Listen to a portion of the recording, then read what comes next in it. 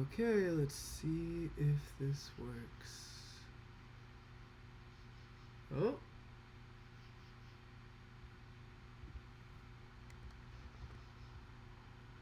Yeah. Okay, cool. Here we go.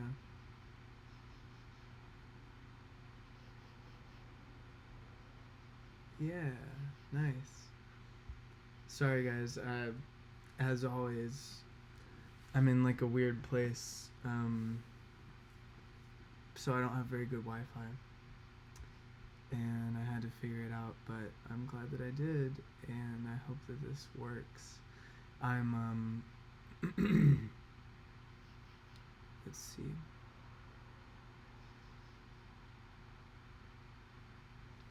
Yeah, so I'm in the mountains right now, and so I'm hoping that this that the internet is fast enough to do this live stream. Um, if it doesn't work or if it doesn't look good for some reason, you can go check out. If you're on YouTube, you can check out Facebook. If you're on Facebook, you can check out YouTube, because we're streaming on both of them. So yeah, if one doesn't work, then just try the other one, and if both don't work, then just give up, delete all the Crywolf music from your computer, live a life bitter and resentful towards me. But yeah, so I hope you guys are all having good nights, and hope you're excited for the release of Ultraviolent in exactly 49 minutes. I'm here to answer your questions, to play some songs for you, to just hang out with you guys for a little bit before it releases. I'm really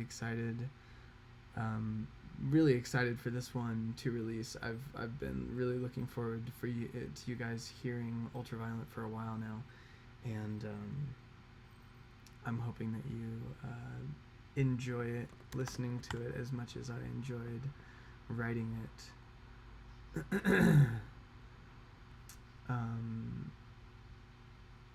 Hold on one second.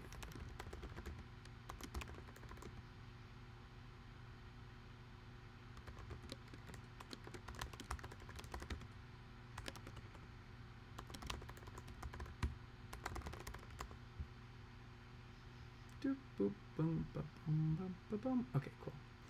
Okay, yeah. So uh, yeah. Sorry, I won't troll you again. I wasn't actually trolling. I was just genuinely failing at using my computer. Well, actually, I mean, I guess it wasn't really my computer. It was just the internet. Yeah, so I'm out in the mountains of North Carolina right now, in the Blue Ridge Mountains, just working on the new album, living the simple life. Basically doing kind of what I did in Patagonia and Iceland, but in a slightly more familiar place. Nothing as exotic as Iceland or Patagonia was. I already did that trip, to Patagonia for this album, so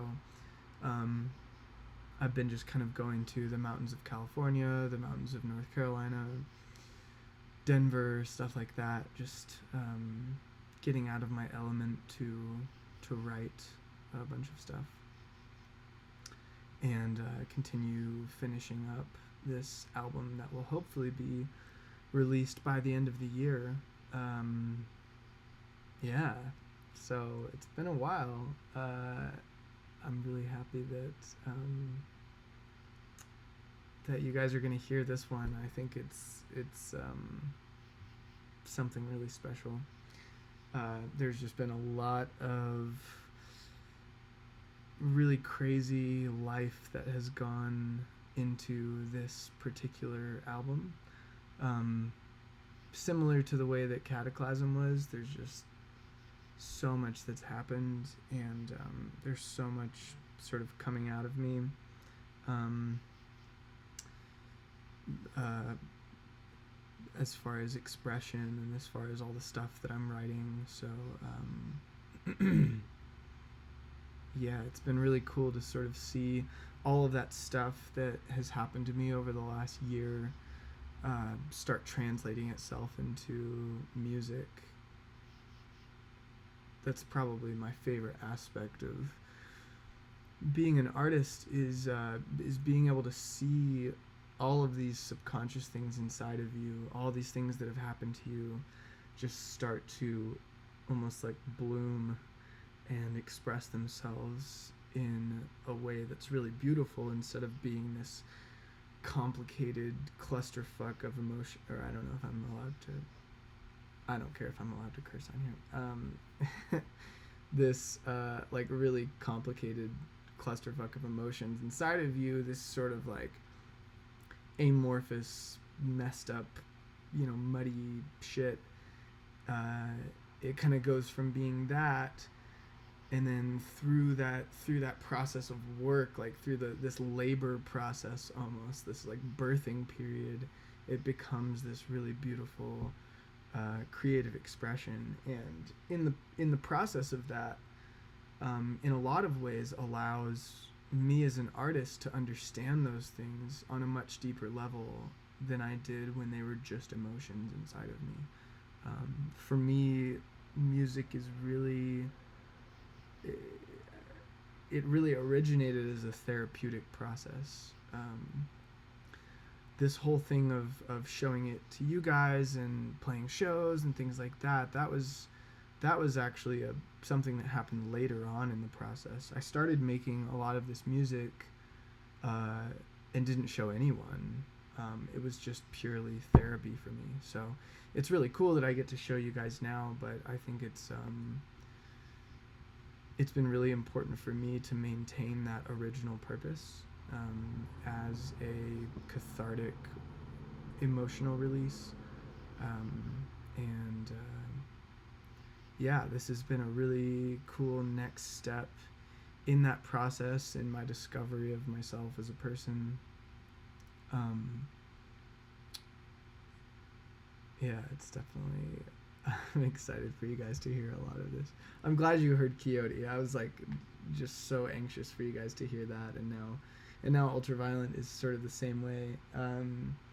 I haven't announced this yet, but there's actually 2 versions of Ultraviolent. So the first one is releasing in 33 minutes, 43 minutes, and then the second one's gonna release a couple weeks after. They're both like totally opposite ends of the spectrum, but both really important. Like I could not decide which one to release first. I was like, they're like totally different, but I'm really excited about both of them. Yeah. Okay. So, I'm gonna answer a couple of questions now, and then I'm gonna play you guys some stuff.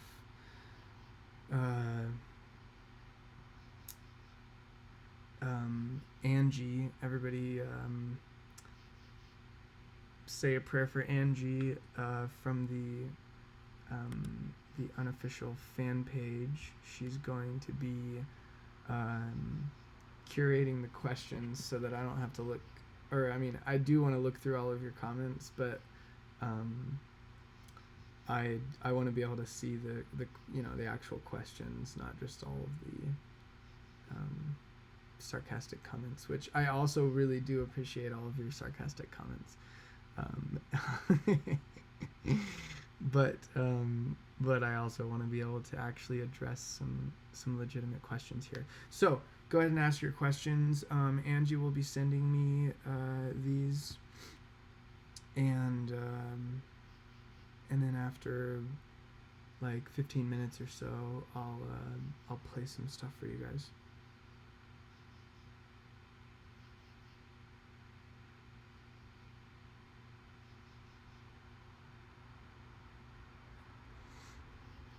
Okay, let's see. What do we got?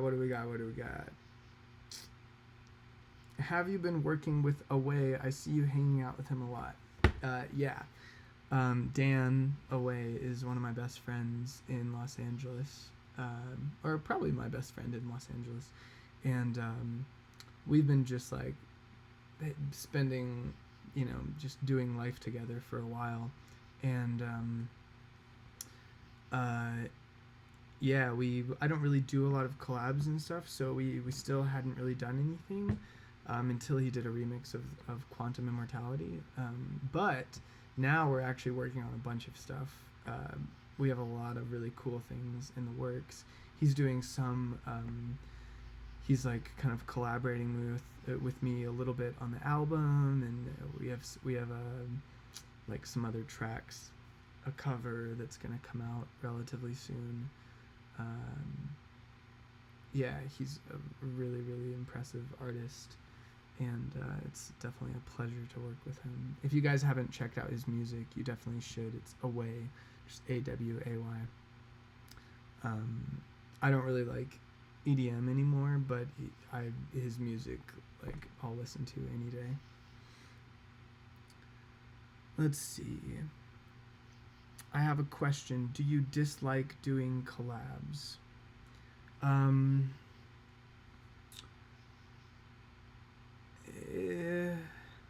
It's not. Yeah, no. I like collabs when they work out well, but a lot of times, I don't know. I think my artistic process is just really focused. It's like I have a very specific thing that I want to do. It's not sort of like, oh, whatever happens. It's like I have a really specific criteria for what I want to release. So I've never really done a lot of collabs because when I have that specific vision, it's like, number one, I'm creating it myself. I don't really. It's hard for me to incorporate another person's that process. Yeah, and number two, I can sort of end up being an asshole. I mean, not really an asshole, but like I have a really, really stringent standard for a track being perfect in my mind, and there's never any sort of like, oh well, let me this other person did something and I don't like it, but I'm just going to sort of let it be there because they want it. It's always sort of like I have to allow this like really, really strict perfectionist to exist inside of me in order to create music of the type that I want to. But a lot of times it can be pretty abrasive if I let that out when I'm working with other people. So when it comes to collaborations, I just have to choose people that make stuff that I'm just like blown away by, where they're really going to add stuff that I would never even think of. And that's sort of what Ian Borg was like making Runaway. It was like there was just so much gold coming out of all of his production. And that's how I feel about Away as well. I'm going to start collaborating with a lot more people, but I've just been so busy making all the original stuff recently that haven't really ended up doing much of that. Let's see. Did you try to recreate what was lost or stolen? Man, I hope this live stream quality is okay. It seems like it's sort of glitching out, but yeah, this is sort of, like I said, I'm in the middle of the mountains, and the internet is not great up here, so I hope this is working out, but let's see.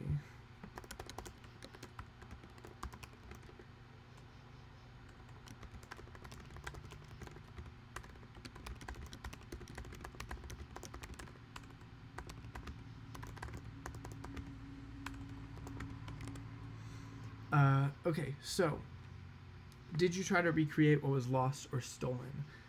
No, I didn't really want to do that.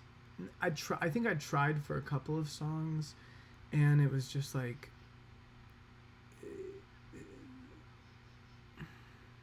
it's like the way that I produce, it's like I get in these weird trances, kind of, where suddenly I have way more production ability than I do normally. Like if I just try to make stuff in my normal state, it's kind of like, to be completely honest, sometimes I end up having these feelings like, do I even know how to produce? Like, what am I doing here? I'm just like opening up a piano on Contact and just making some basic notes, and it's like, what am I doing? Should I quit production? But it's a completely different situation when I actually get like in this flow and in this zone, because then I end up doing all these production things that I'm like, where the fuck did you come up with that? Like the most complex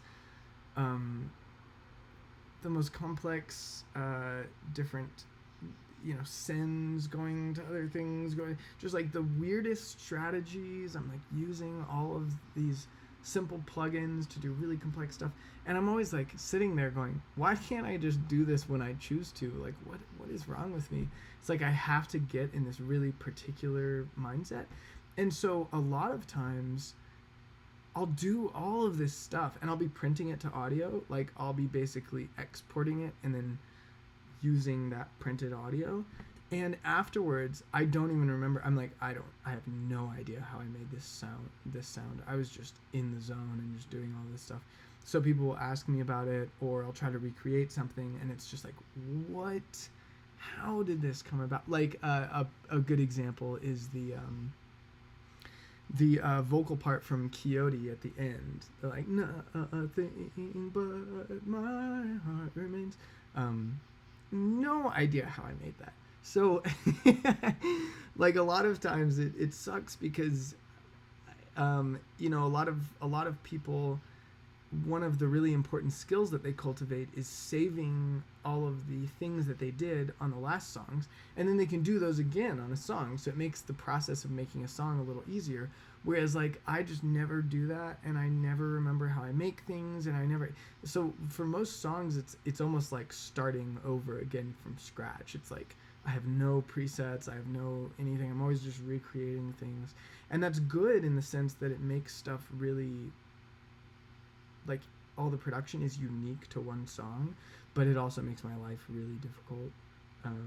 And it creates a situation where, like, I could never just recreate a song. I would have no idea where to start, almost. I mean, I'd be able to hear, like, oh, there's some strings in it. Okay, let me pull up one of the many string things that I have, but it's just a totally different situation when I'm, like, in it.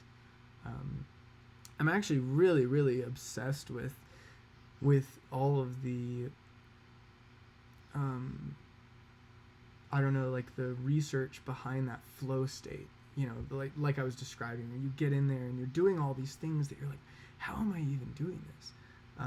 I spend a lot of time thinking about how to channel that unconscious flow. God, what a brilliantly cool thing that our brain is able to do, getting in that state where we access all of these skills that we like could never access in our just normal conscious awareness. It's pretty crazy. Yeah. So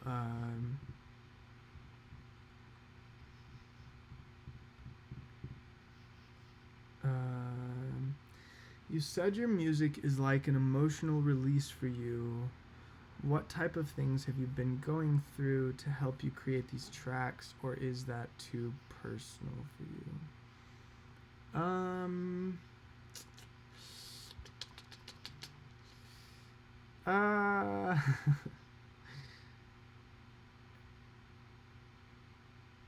I think I could describe it in just a general sense. I don't really want to go into specifics necessarily, but I would say it's kind of been like,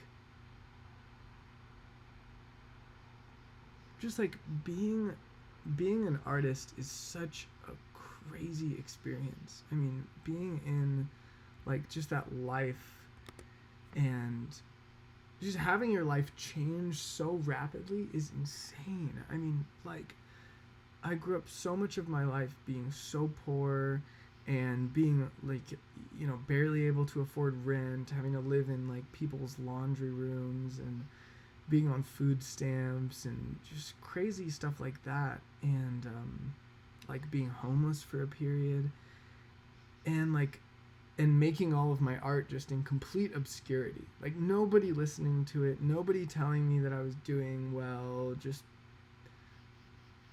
like totally existing in this completely different space. And then within the course of, like a year and a half, 2 years, going from that to like touring all over the US and playing these huge festivals, and you know having all of these people listen to my music, and then just all of the lifestyle stuff that comes along with that, all of the changes to your mentality that come along, and not only that, but all of the extreme stress that comes along with that. I mean, suddenly being in charge of, so many different people that work for you, being in charge of so many aspects of this giant company almost, because you have like, you have the overall structure that's your music project, and you have the touring, all the concept shows that I do, and the live sets, and playing those live sets, and the production for those live sets, and the touring logistics for those things, and then all of the music that I'm making, and the entire artistic process of getting into that zone and being able to create stuff, and then all the other stuff like marketing and stuff like that I do.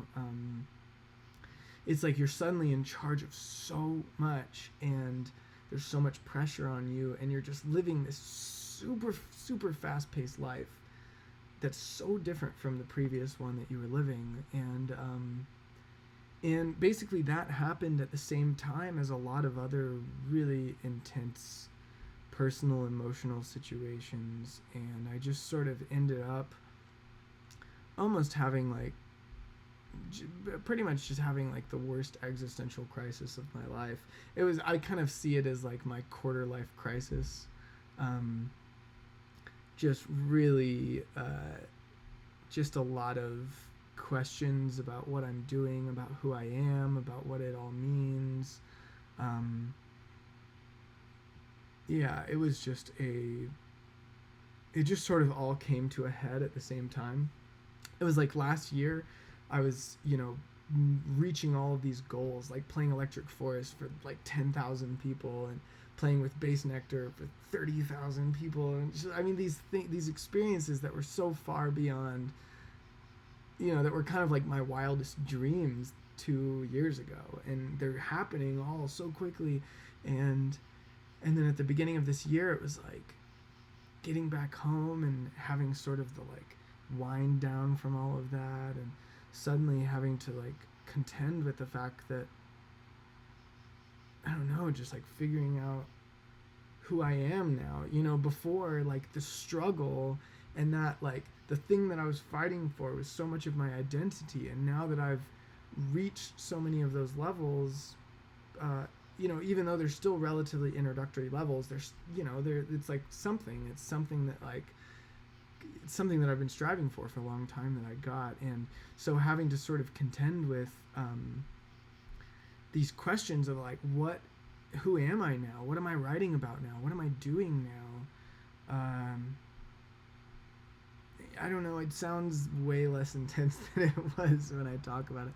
I guess because there was so much emotional stuff that was mixed with that. It wasn't just like this life stuff. It was or this professional stuff. It was all of this pretty intense personal stuff at the same time. And yeah, I just sort of like, it just all caught up with me, essentially. Like all of the emotional trauma from not just the last 2 or 3 years, but really so much of my life. I mean, there's so many. This has been a process of just digging into myself. So much therapy, so much meditation, so many lifestyle changes, and really unearthing so many things that I had buried inside of myself. uh, I'm sure a lot of you can relate to this, but just to get personal here, I'm sure a lot of you are on the same page here, but pretty much my entire life, my method of dealing with any sort of trauma or any sort of emotionality was always running away from it. Except with music. Music was the only thing that I was addressing emotion and processing it with. But as far as the rest of my life, it was always just how can I forget about this as soon as possible? I'm in this pain, how can I just rid myself of this pain as soon as possible? So whether that was through drinking a ton, or romantic stuff, or even just generally in my brain trying just that constant attempt to do something that's distracting you from what's wrong, just that avoidance mentality. And it's really such an unhealthy thing to have. It causes all of the things that you deal with to just callous inside of you and build these layers and layers of numbness. And then you end up in this situation where you don't feel any enjoyment from life. You're just completely numb. You're not feeling anything. You're not feeling any of the stimulus from your environment. It's just really unhealthy. And so one of the most important things for me has been learning how to be brave enough to just look my emotions in the eye and face them and process them in a healthy way that allows my brain to come to terms with them and really overcome them and make them part of my story instead of being this ongoing trauma and tribulation. Anyway, so long-winded answer, but I just thought it was really important because I know a lot of you, I feel like a lot of people that I've met that listen to my music, they have that same sort of romantic, kind of masochistic mentality where they just let themselves steep in their emotions but run away from them all the time. They just kind of keep them as this ever-present looming beast in the background of their life.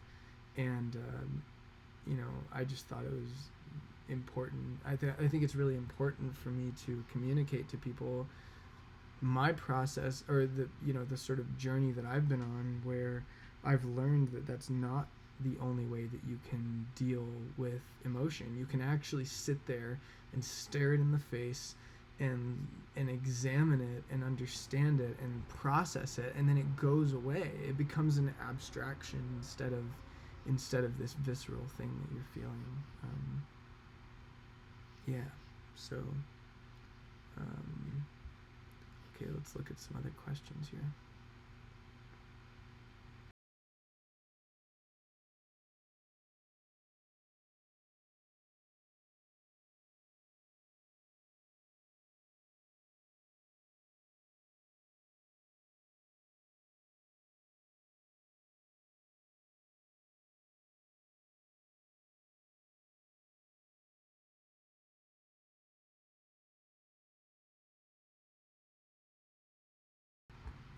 Sorry, I just had to plug my computer. Okay, let's see.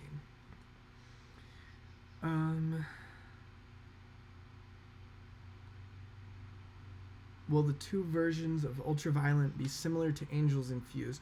If you guys came on the live stream after the beginning, I revealed that there's actually two versions of Ultraviolent. There's another one coming out later, Ultraviolent Part 2. Totally different versions. It was I was like, which one should I release first? I don't know. And I think I made the right choice, but I'm really excited for you guys to hear the second version too, because both of them are some of my favorite things that I've made. So as far as what that version's going to be like, I wouldn't say it's like Fuse and Angels. Fuse just had sort of like a throwback to Angels, whereas this is actually two versions of the same song. It's more like Silence Part 1 and Silence Part 2, well, I was gonna say Ghosts Part 1 and Ghost Part 2, but you guys haven't heard Ghost Part 2.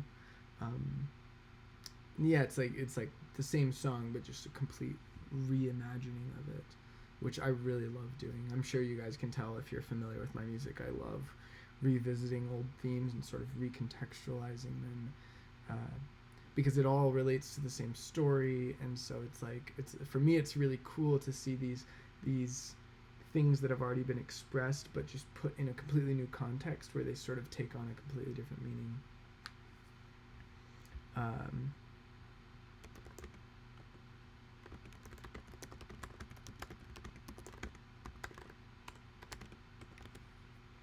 Yeah, so let's see.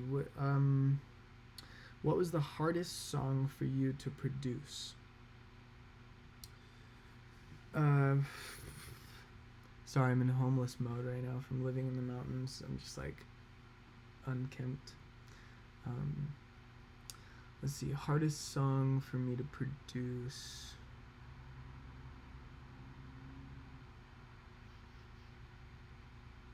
Production is never really a difficult process for me. I mean, the actual production, like sitting there making stuff. Like I was talking about earlier, if you were tuned in, there's like this particular flow state that I click into, and then production is like the easiest thing in the world, because it's like I already know all of this stuff, and as soon as I click into that state, it's just like, you know. But if I'm not in that state, production is like almost impossible for me. Like I can't. It's almost impossible for me to just sit there and purposefully produce. So knowing that, or in that regard, I feel like the majority of the artistic process for me is actually finding out ways that I can get myself into that state. Like most of the work that I do on these retreats, on these, like, you know, when I escape to some foreign place and work, so much of what I'm doing is just like basically like rituals that sort of get me into that state, because once I'm in it, it's all over. Like I can make whatever, but getting into that state is it's like so hard to pin down. It's so hard to just purposefully get there.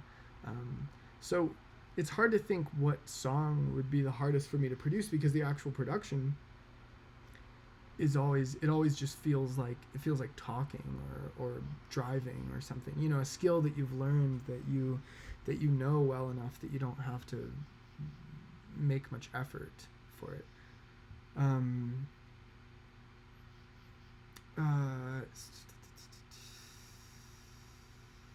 Though I will say Quixote was pretty difficult, because I made the majority of it in Chile, and then it was just like, when I came back, it was like, what am I supposed to do with this? I was so in the moment when I made it. It was such a specific aesthetic and such a specific theme that I was sort of channeling, and afterwards, going back to LA, like totally different situation than Chile, it was just like, what am I how am I supposed to get back in this mentality, you know? So it took a really, really long time to finish Quixote. I mean, it literally took a year after from making the scratch track to submitting it. It was over a year. So I guess I could say that was one of the most difficult.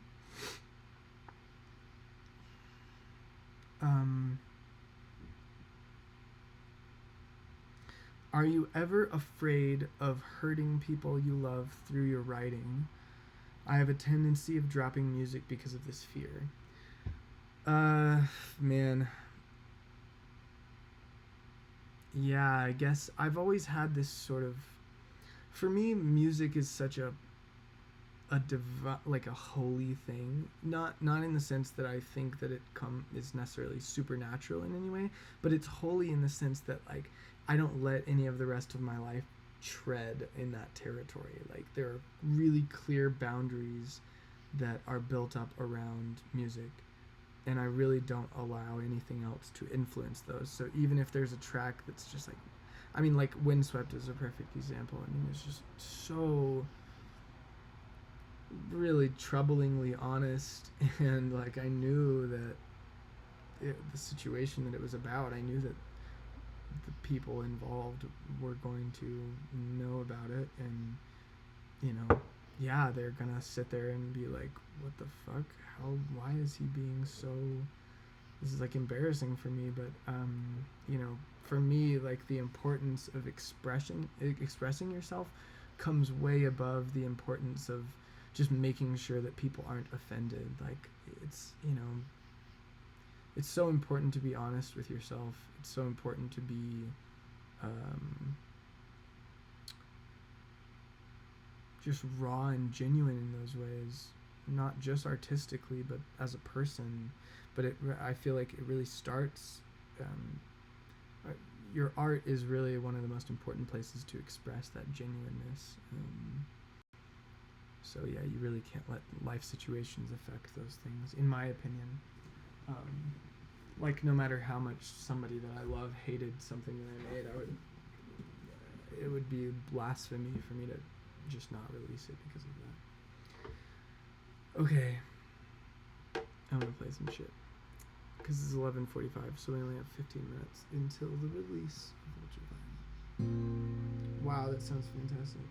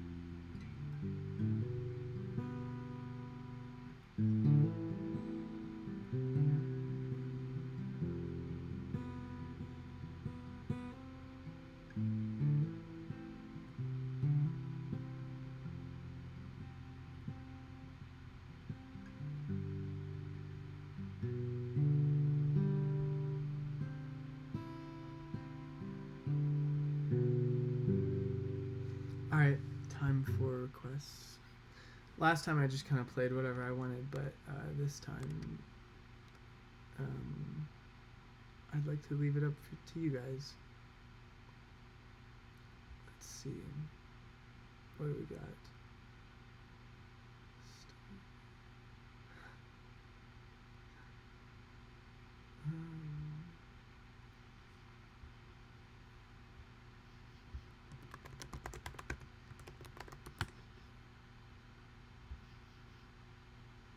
I wish I could get Alex to come play this with me because we wrote it together, and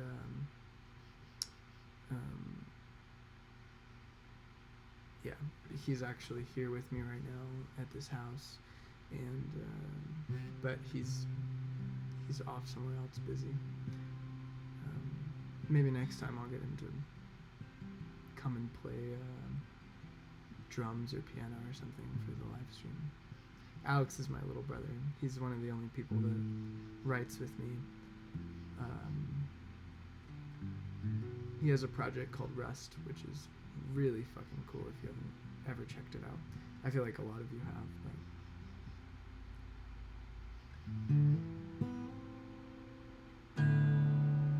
Alright, let's see.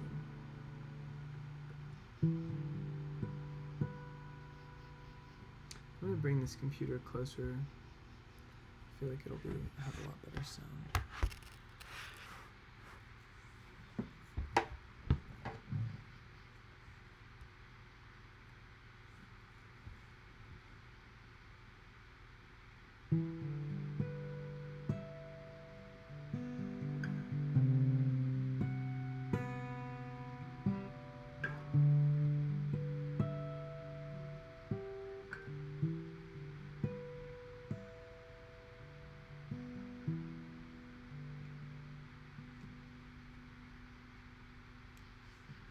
I felt a break in a sacred place where your hands don't heal.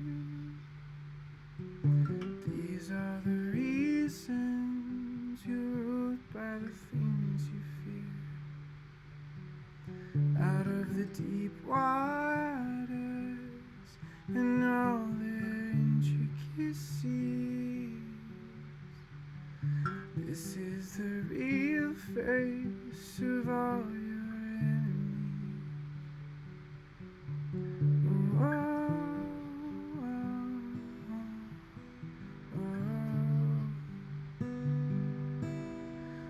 oh, oh, oh, I felt you escape into empty space where my heart can't feel. Down in the darkness, you met all the things you feared. And I knew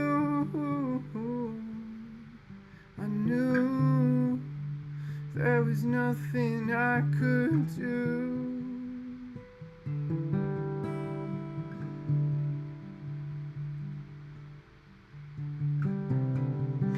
Could you stomach it anymore? Or could you stand to be a breath away? Can you feel the way your face distorts? Did you think that it could be this way? I can hear you from behind the door. I can feel you from a mile away. As you're growing out of my control, will you watch me as I fade away?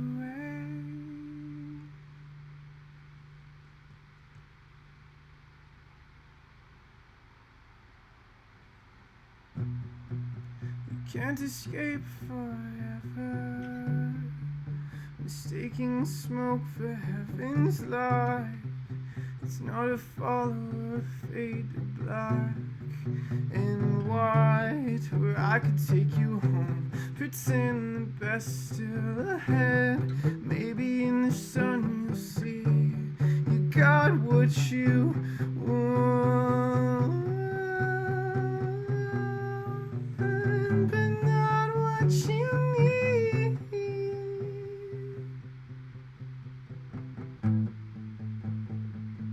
But not what you need.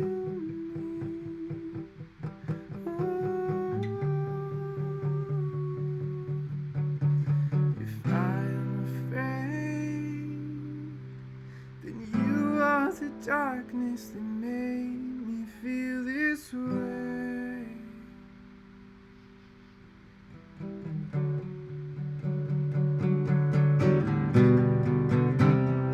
Or could you stomach it anymore?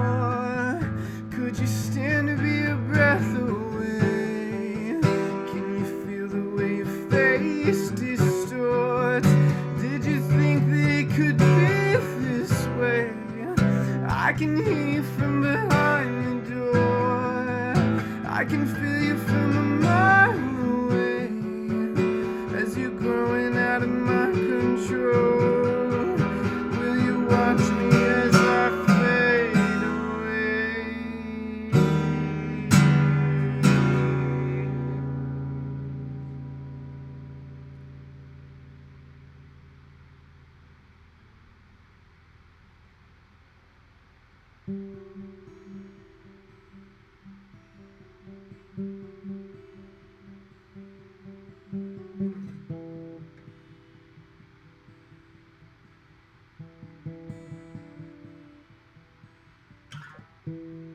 Bless my darkness, bless my light. I lost my soul in your skin tones now.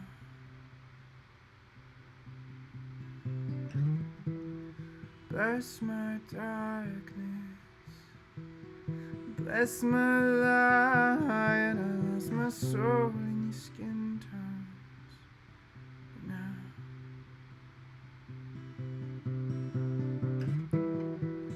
Bless my darkness, oh, and bless my light.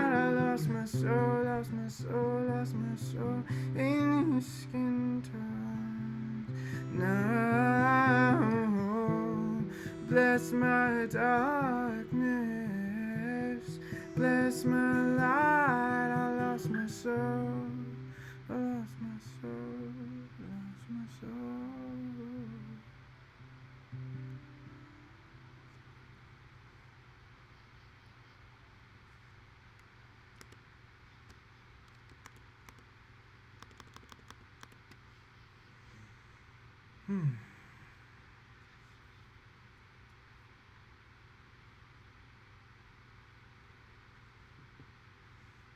Okay.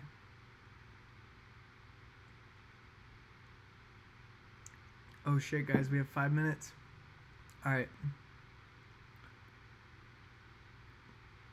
I'm seeing a lot of Halloween 1987, so okay, let's see.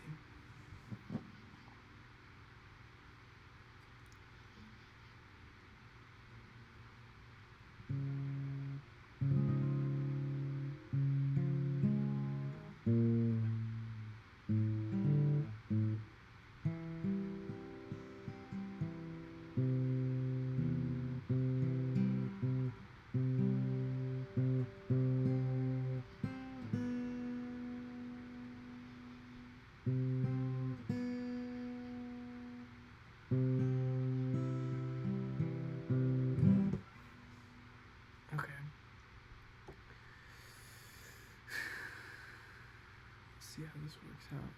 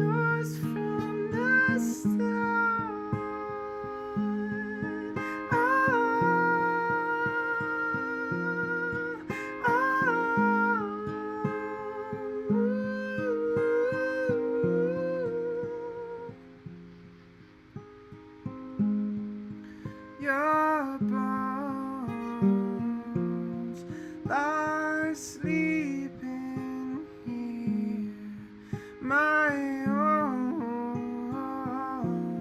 sweet poison. And with your venom inside of my lungs, you suffocate me. Fuck everyone that says I never cared. You're all that I need. I believe in this love. You're racing my heart in your infinite eyes. That familiar spark. If our sins in the light, we can live in the dark with your demons and mine. I've been yours from the start.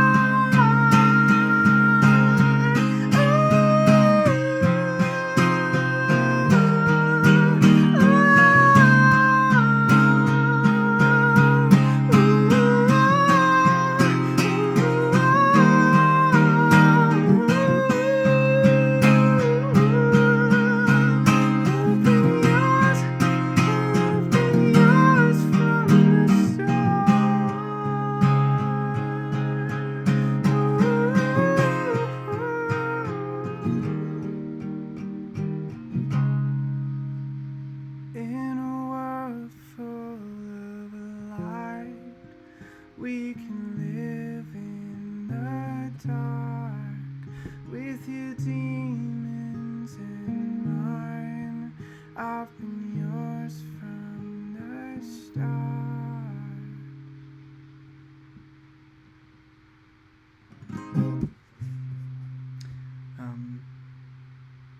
Cool.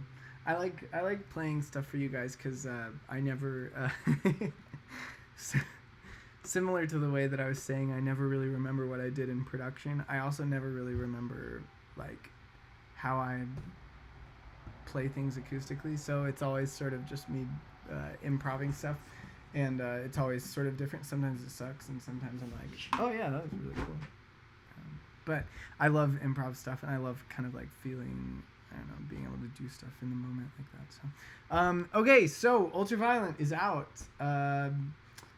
You guys can, let's see, you guys can go listen to it on Spotify or Google Play or, you know, whatever, Zune, whatever music distributor you guys use.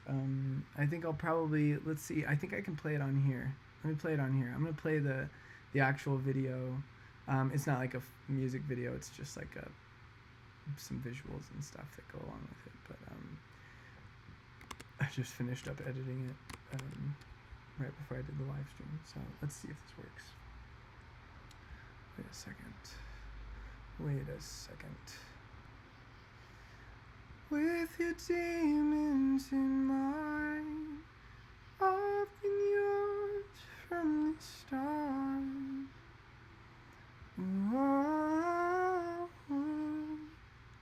from the start. Okay, it works. Alright guys, I am pleased to present Ultraviolent.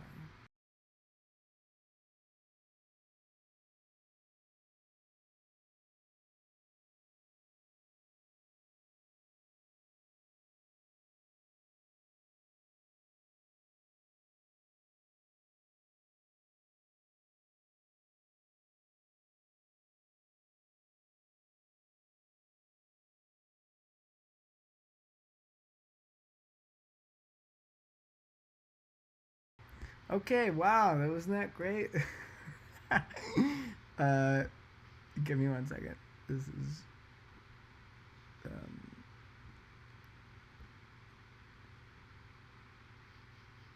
like, as a music producer, I should be way better with the technology that I'm using. No dice. Let's see. Oh god. All right. Well. Oh wait. No. I can do this. Here we go. Boom. All right. Now you guys got it. Sorry, it's like OBS, the streaming software, is like really weird and kind of fucked up. So it's not working super well. Alright, here you go. Okay, now I'd like to present Ultraviolent.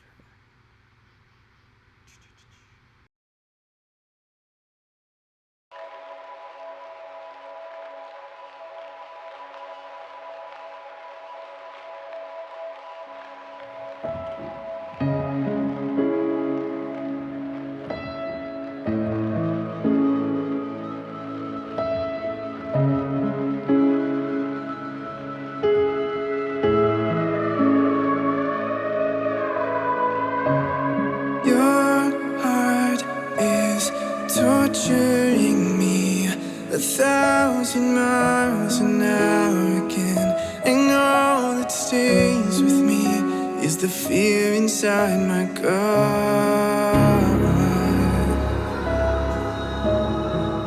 You're the fear inside my gut.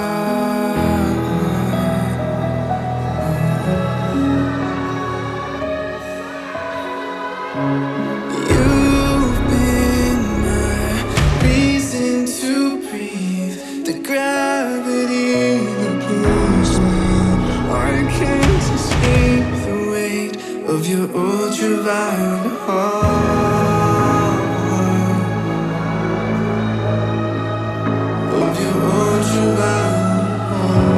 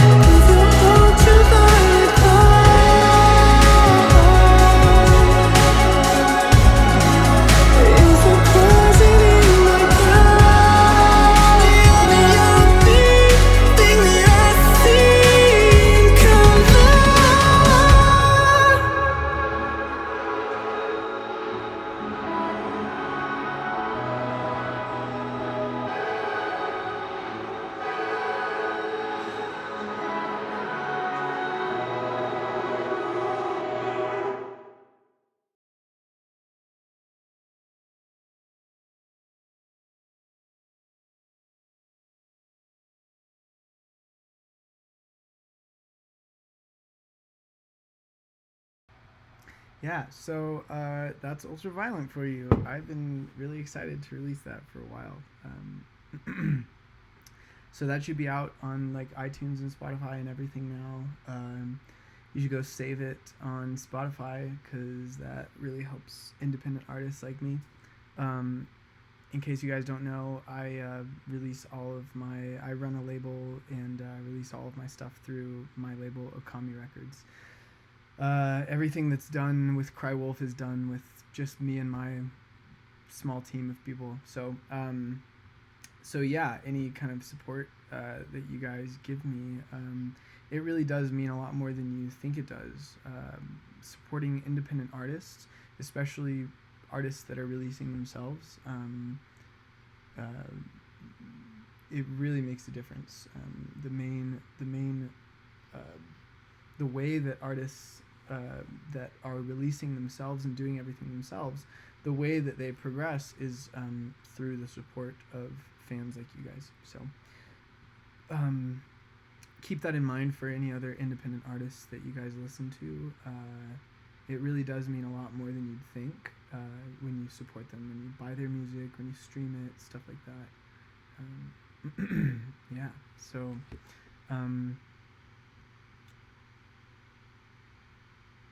no. I think the live stream just got muted because I played a song and the copyright thing popped up. Can you guys still hear me on Facebook? I just got a notification that it was like, you're playing copyrighted music by Crywolf. You can't. Oh no, your live video's been stopped. Oh shit. Okay, wait, it's still going on YouTube. Damn. Well, let me try this again on Facebook. Give me 1 second, guys.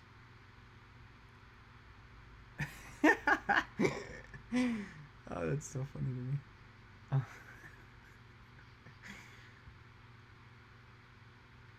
Yo, fuck you. Why are you playing this other music by somebody else?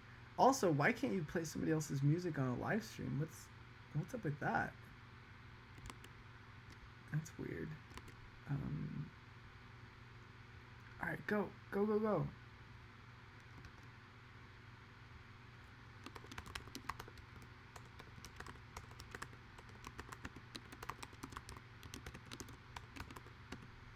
What the? Come on, man. Come on. Come on. Warning. What's the warning? Oh, there's a warning that I got a copyright complaint. Man, you know,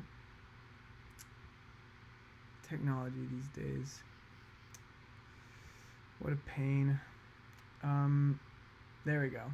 Okay, it's working now. Okay, sorry about that. So, anyway, if you're on Facebook, it just became live again. There was a copyright complaint because I was playing music by Crywolf, and Facebook shut it down. So I had to restart it. I hope you guys got to actually listen to the whole thing. If not, go to Spotify, go to iTunes. Like I said, you know, if you use Napster, whatever, it's on all of those. So go check that shit out. I know it's ironic because right as I was talking about like the importance of independent artists and the support for them, we had a copyright complaint, which is well, copyright complaints are kind of shitty for independent artists, but when there's like a monetization thing, you know, a lot of the algorithms that detect the music, which, fun fact, the detection of songs is based on little 1 second intervals. It's like the information within the wave file is so specific. It's like a fingerprint with human beings. Like how a fingerprint, nobody has the same one, or like a snowflake. Songs, every single one has a very, very specific little fingerprint. And by just hearing 1 or 2 seconds of it, the algorithm can detect what song it is, and then it monetizes it on YouTube and things like that, which is a really big help for independent artists, and it's really great technology, but it did just fuck me over. So, whatever. let's see. So we're gonna end this pretty soon here, but I'm gonna go ahead and play an acoustic version of this.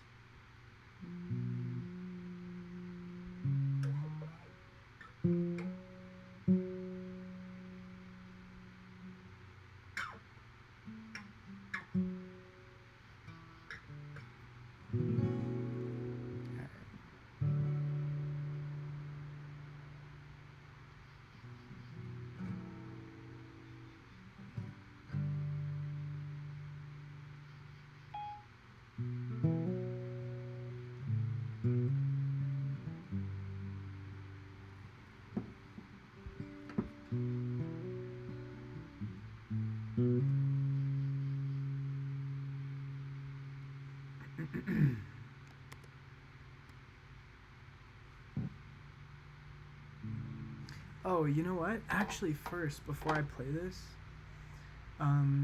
just because it's really cool for me to be able to do these live streams because it sort of allows me to access or like kind of hang out with this core group of people. Because of social media algorithms and stuff, like before, if you did a stream or just artist pages in general, it would be exposed to like the majority of your fan base. So you would have, streams with thousands of people tuning in. Like a lot of the streams that I did before, they would have like multiple thousands of people, and now it does suck that social media has such terrible reach that it's only exposed to a really core group of people. But personally, the really cool thing about that is that I get to hang out with the people who are actually, like really close friends of the Crywolf project. Like you guys, if you've had it, if you've seen it in your feed, it means that you like really interact with the Crywolf socials a lot, and which means that you're sort of like that much more intimate type of fan, which really means a lot to me. And it's cool to just be able to hang out with you guys instead of having all these other people sort of crowding it. It's really cool for me to know that like every person that's posting comments and hanging out is has sort of like a personal investment in my music. So anyway, because I don't generally like talking about the inspiration or meaning behind tracks, usually, but since you guys are such like a specific group of people, like you guys are sort of like the top fans, or I don't know, I don't like to call you fans, just like the closest people to the project. I thought it would be cool to sort of give you a little bit of insight into this song. So after Skeletons and after Cataclysm, I sort of, as I talked about before, I had this almost like artistic existential crisis, which was a small part of the like large scale existential crisis that I had. But the artistic part was kind of centered around this idea that I had already expressed so much of what I wanted to regarding my life and my inner thought processes and things. Like I had already said so much, and I'm not the kind of artist that wants to continue saying the same thing. I don't want to just like, I don't want to look back on what I've done and recreate that. I always want to be existing in this new space. I always want to be thinking of, I always want to be creating art that feels like it's the first art I've ever created, because it's so specific to what's happening right now. And so yeah, it makes it really difficult for, if you've ever wondered like why it takes me so long to release new music, that's why. Because I don't make anything that isn't like 100% original, and so it just takes a really long time, sometimes to really figure out what's going on inside of me, and and turn that into music, it's always like it's like a real tribulation for me almost, making new stuff. Like every single album has been this challenge to me almost, where it's like I don't get to copy what happened before. I don't get to look at what I did before and be like, oh, what was successful, and just make new stuff. It's like I always have to almost approach it like I've never made anything before. So anyway, when I approached making this album, it was like I've already expressed so much of what I want to express, and I felt like I had almost just like done all the music that I wanted to. In fact, to be completely honest, and this isn't something that I would normally tell people that are fans of the project, but I actually almost quit music, because I was like I've said everything I have to say. I'm not going to be dishonest and like go try to recreate these feelings.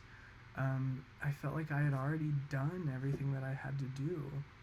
Thankfully, in the process of feeling that way, I was able to tap into this much deeper type of artistry where you are expressing much more complex emotions. I had expressed everything that I had to express as far as the like more entry level emotions go, but there's so much more as far as my philosophy on life, as far as these like really more complex and nuanced feelings that I feel. There's so much more for me to express, and it was really great to have the time to be able to sort of learn to access those. And so most of this new stuff, it's not,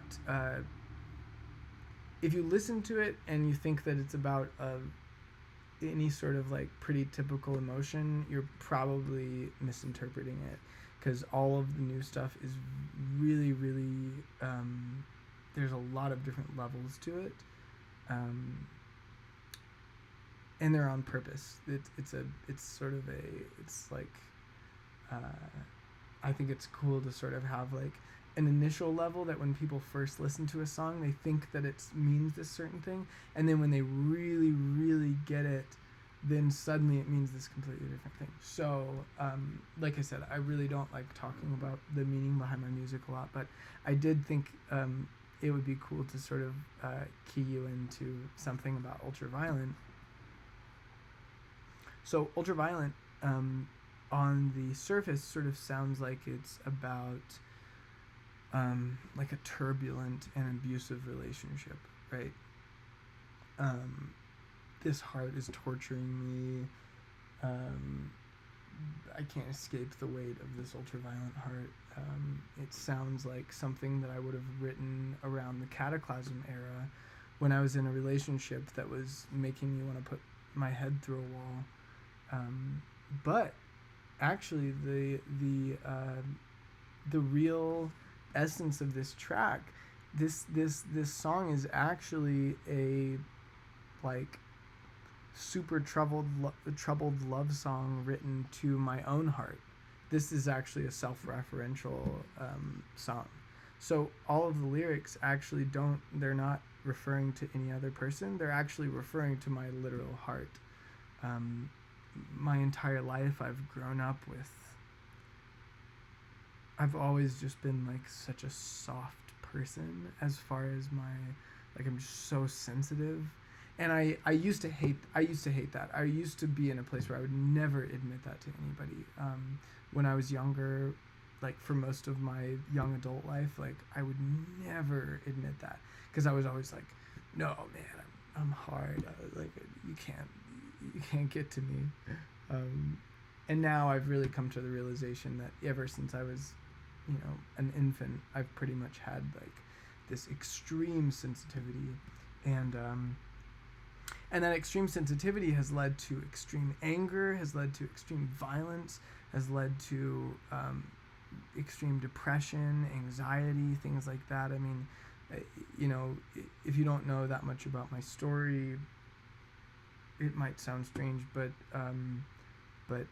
if you know my music, I think it's pretty self-explanatory. But my entire, ever since I was a child until now, I've always dealt with extreme depression, always dealt with extreme anxiety, always dealt with just, these really ultra violent uh, uh, uh, states of being with my heart. Um, it's like I'm just being, torn every which way by my insides at all times. It's like I can never get these moments of peace where I don't feel like this charged um, uh, violence inside. They're so rare and they're so nice, but it's just not something that I experience a lot. Usually it's something that's like all the way on one side, all the way on the other side. It's either like extreme exuberance and mania, or it's some sort of like catatonic depression. I mean, this might be like too much information, but I mean, over like 4 months ago, for almost 2 months straight, I was in a state of catatonic depression, which the definition of catatonic depression is depression that is so intense that you cannot move your body, like where you are just stuck in bed, you can't do anything, and you literally, like, it's like the idea of putting one foot outside of your bed, or the idea of even going to the bathroom, going downstairs, whatever, is like it feels like somebody telling you to punch through a brick wall or something. I mean, just like insane. And it's really crazy because my normal, like I've gone through this for a long time in my life, and I've learned all of these ways to fix that and heal that, and I've been able to get to a place where I don't have to deal with that catatonic depression, and where I'm actually way more stable than the majority of people that I'm around, because I've had to deal with that super, super intense instability. But sometimes, it comes back, and I say all of that. Like I said, I normally don't really talk about that sort of stuff when it comes to the public sphere, but I feel like more and more so recently I've interacted with so many fans that really go through the same thing. I feel like a lot of you have latched onto a lot of this stuff that I put out specifically because you've gone through those same things, that sort of catatonic depression where you can't even move, or extreme social anxiety where you can't even talk to your best friends without some sort of weird, awkward anxiety. I mean, crazy stuff that's just so bizarre. And anyway, so that's sort of what this song is about, is like this song written out of bitterness almost towards my own heart. Just written out of this anger that it's put me through so much of this throughout my entire life.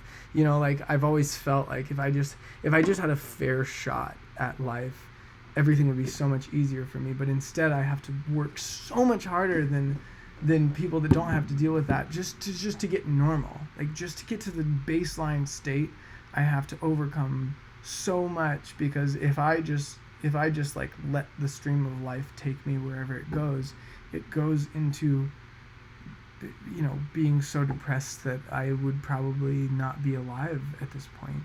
And so it's like just I don't know, there's so much frustration inside of me at having such sensitivity and such volatility with my emotions.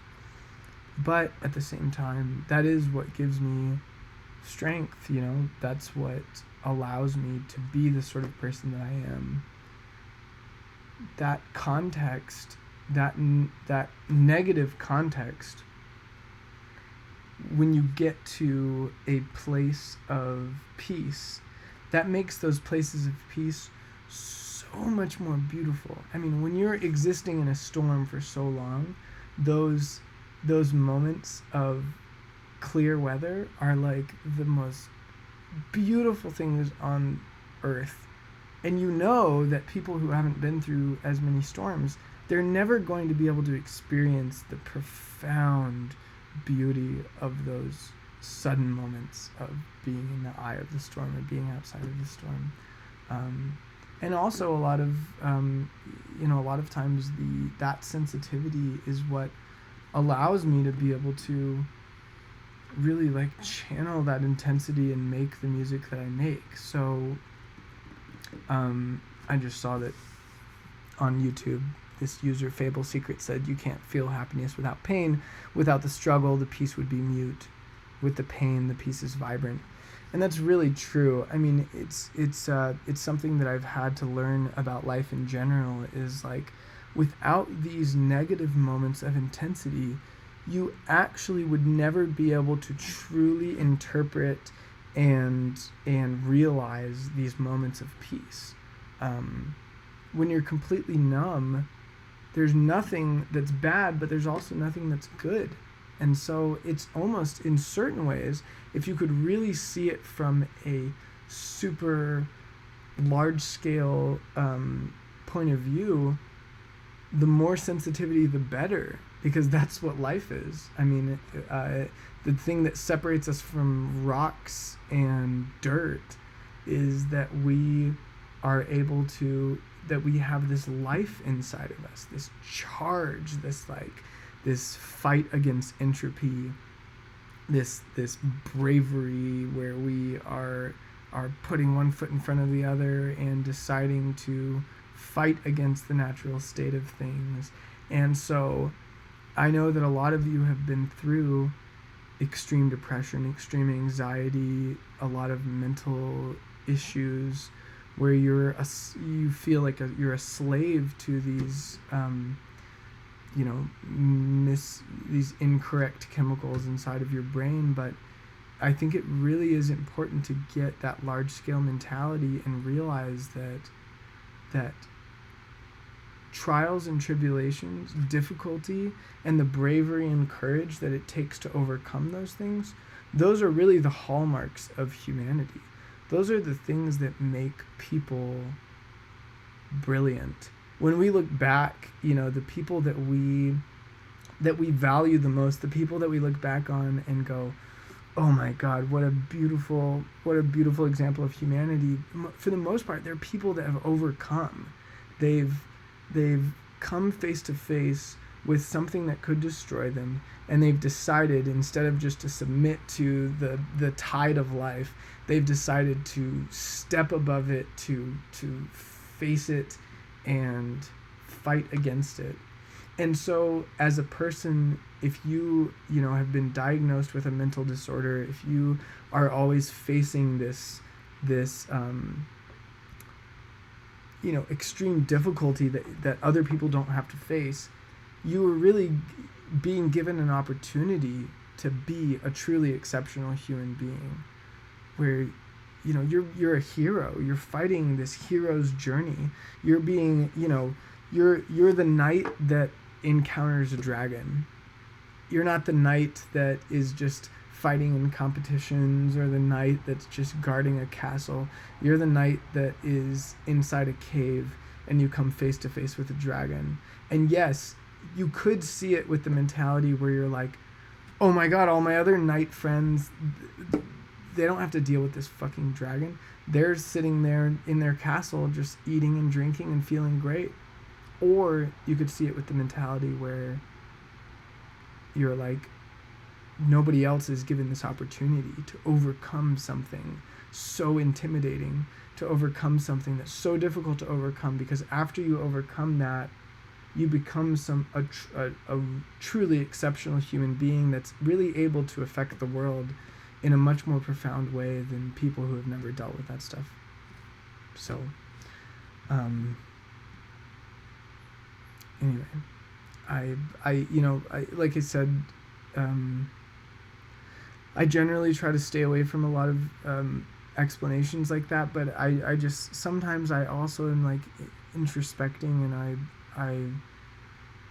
just really start to realize, I just start to come face to face with the reality that so many of you are going through the same stuff that I'm going through day to day. You know, like you would think that becoming a successful artist and touring and having all this stuff, like you would think that it would fix that, but no, it does not at all. You know, you're like, you still have to figure out how to deal with it. It does not change anything. And so, you know, it's always going to be something. You have to be able to establish these ways of dealing with these enemies and this resistance that you're fighting against. But it is a good thing. It is something that's beautiful. It's something that is going to turn you into the person that you're supposed to become. And you really could never become that person if you did not have this fight to rage against. If you didn't have something to buckle down and fight against, you would never become the person that you're supposed to be. Anyway, so sometimes I really, really come to the realization that a lot of you are going through that same thing, and that it's really important for me to share the things that are going on inside of my mind when it comes to that fight, and when it comes to the process of learning how to thrive in such a tumultuous environment. So thank you guys so much for tuning in.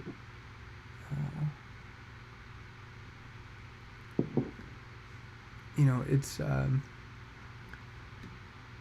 it really is so special to be able to hang out with you guys, and to be able to see your questions and your comments, and just connect with you. So much of my time artistically is spent in complete isolation, so it's really cool to just like remember that all of you are there.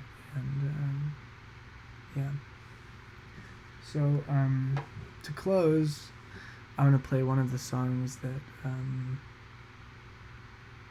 that always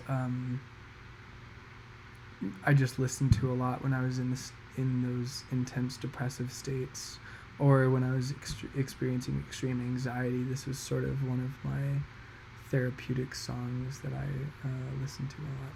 So just wanted to play my version of it for you.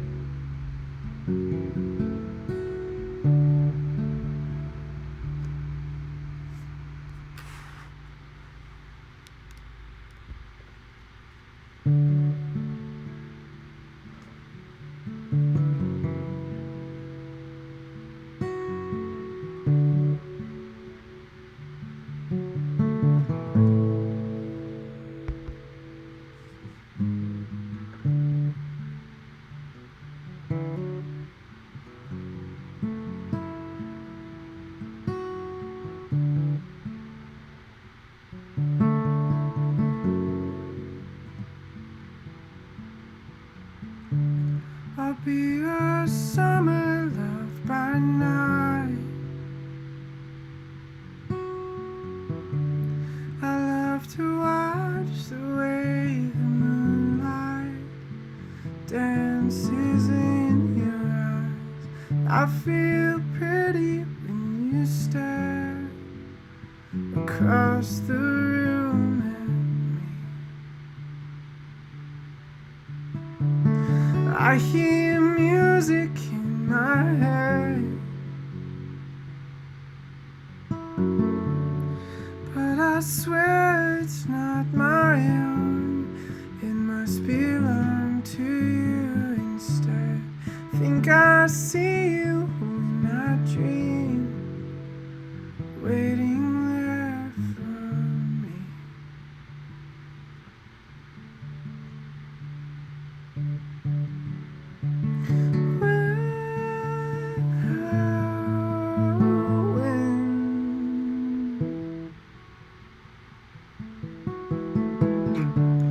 Questions circle in my head. When will I be home again? When will winter end?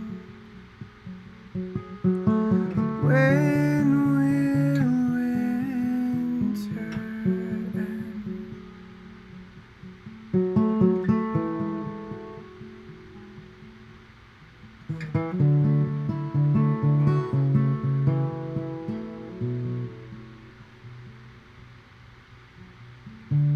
I thought I lost you at the fort,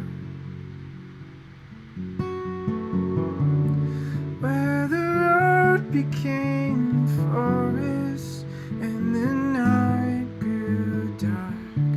I still see you in my dreams, fighting your way back to me.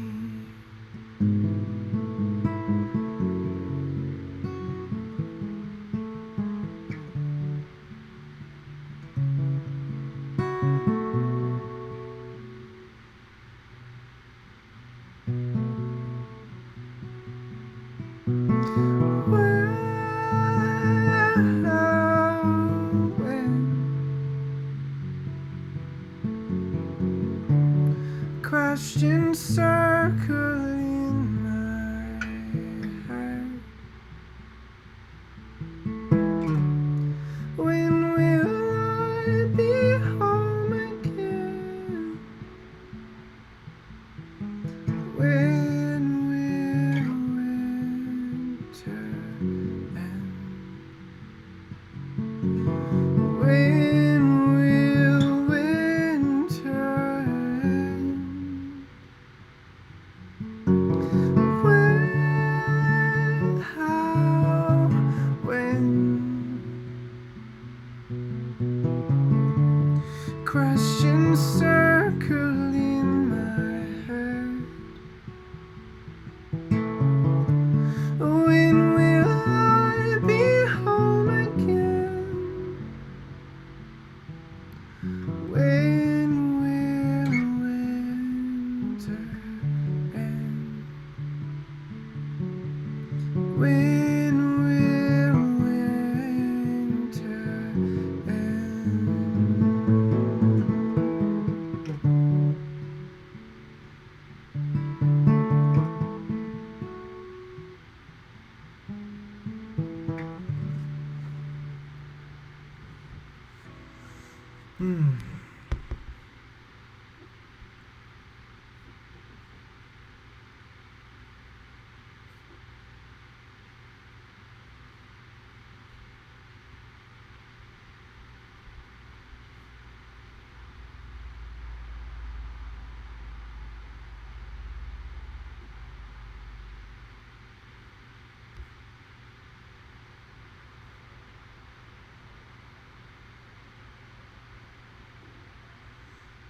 Okay, well,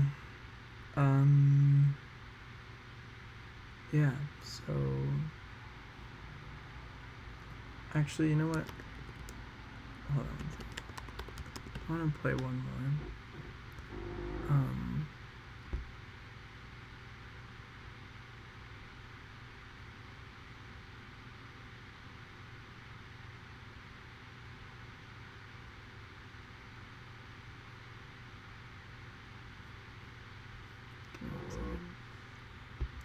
this is another of my, like, songs that I use as therapy, kind of.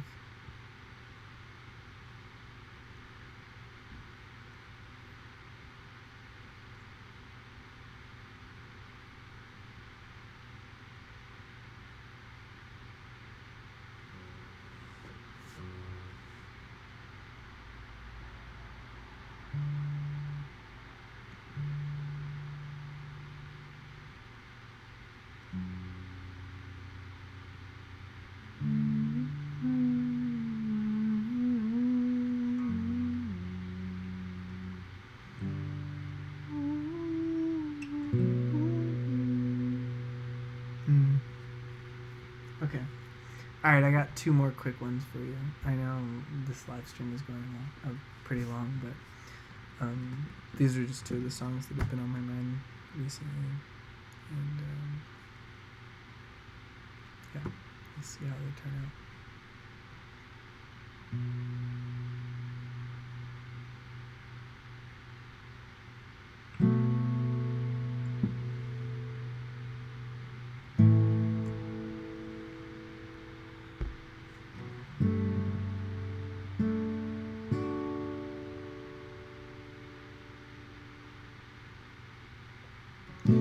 Oh no,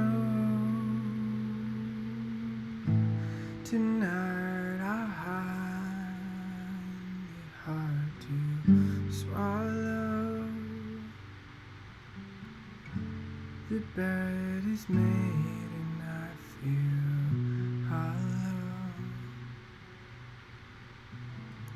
My friends suggest that I should take it slow. I took it slow. And I sweat it out and I'm not okay and I'm shaking on the floor. I lie awake and I count the days and I wait beside the door for love. I only want you next to me, sweet love. How long before you hurt for me? You hurt for me. Do you hurt for me? Hurt for me. You hurt for me.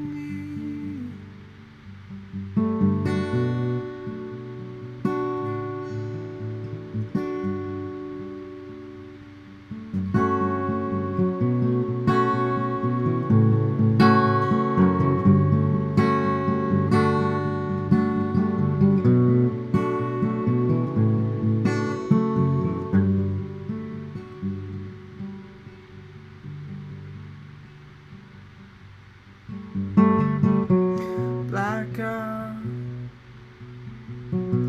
the night before inside of my mouth. Too much, it's what I like to do now. My mind explodes and I can't make it out, 'cause I'm falling down. Oh, and I see your face in blurry shades and I reach out for your hand.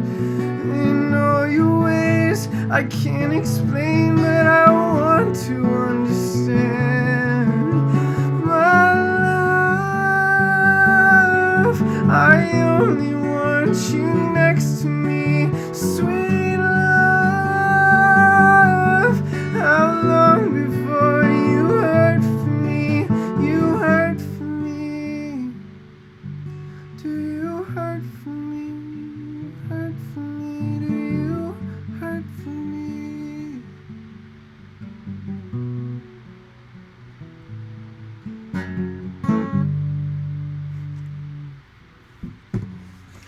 Alright. Well, thanks for sticking with me, guys. It's really cool of you.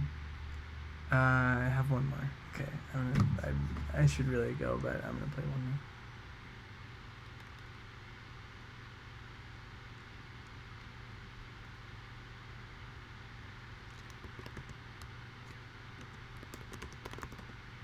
This is like a long time favorite song of mine.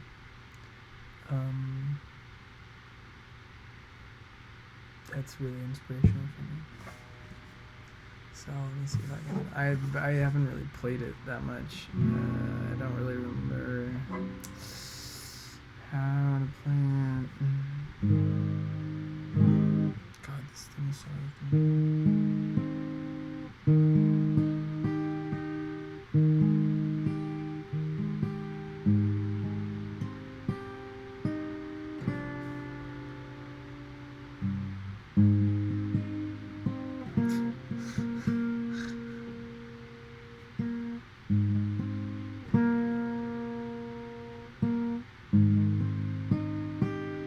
Jesus, I just made so much worse.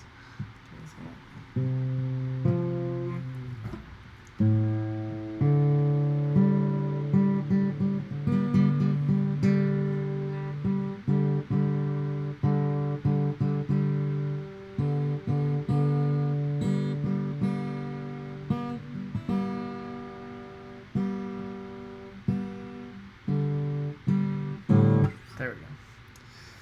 Okay.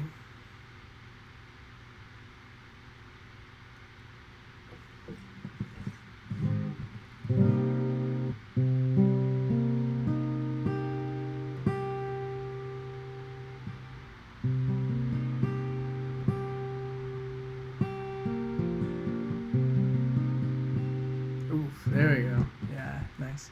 Okay.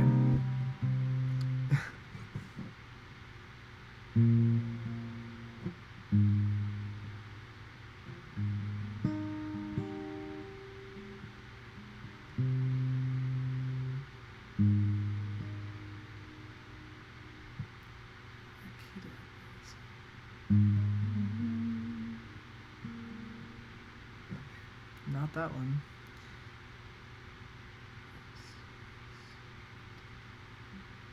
Oh, wait, yeah, okay, anyway.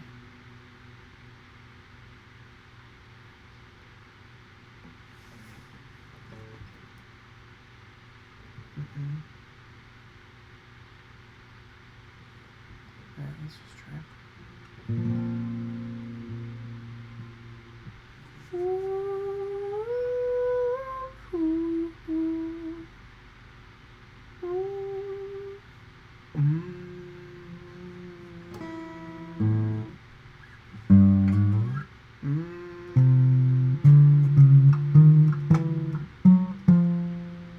Oh, okay.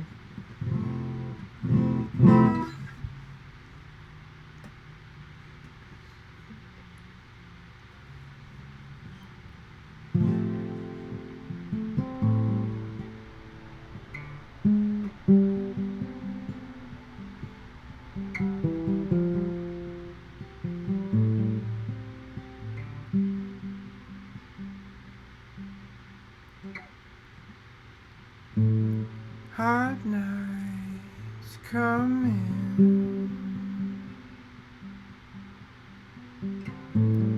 keep the car running, lavender fingers, swallow my poison. Cold, I swam into your spell. On the ride of God we fell. You were blushing, I lay bare.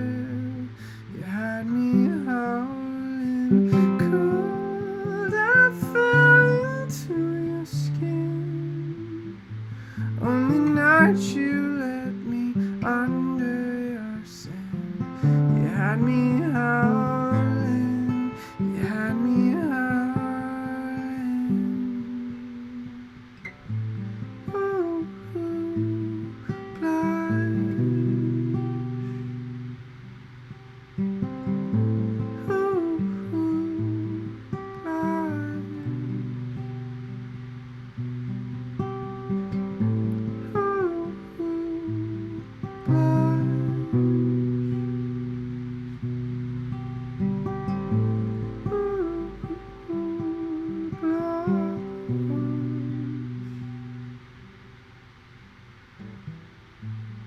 Golden siren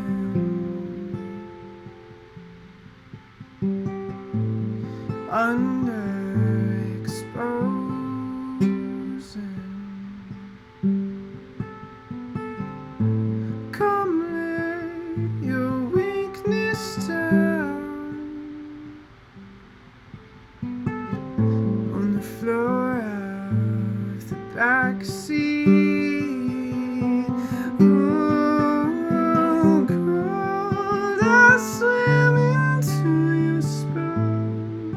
On the ride of God we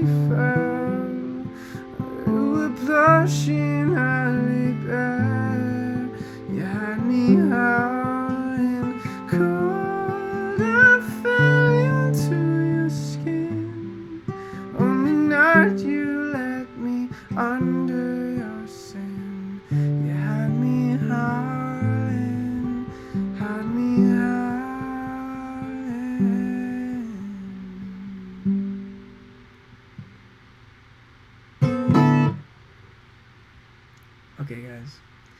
I'm gonna run. Thank you so much. Make sure that you save Ultraviolent on Spotify and keep watch for the video. It's gonna be coming out on YouTube and Facebook pretty soon.